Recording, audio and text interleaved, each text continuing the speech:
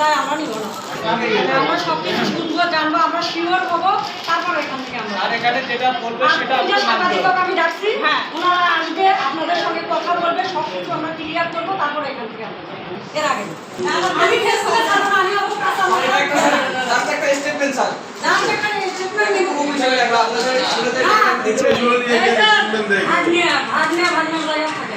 শোনেন, আমি তো ভাগনা না, আমি টিচার, আপনার মেয়ের বলাতে টিচার, যেটা সঠিক তবে সেটাই তো সমস্যা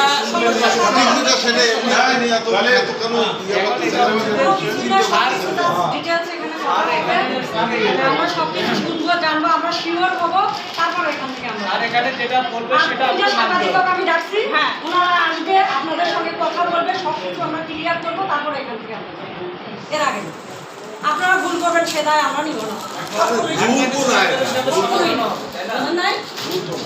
আমার বাচ্চাকে বাইরে থেকে শহরে থেকে কত টাকা আমরা মাসে খরচ করছি, মাসে 40,000 টাকা আমাদের বাসায় হয়নি, আমরা ওটা মানবো নাকি? আর আমার মেয়ের ক্লাসের ছাত্রী, আমরা ওটা মানবো না।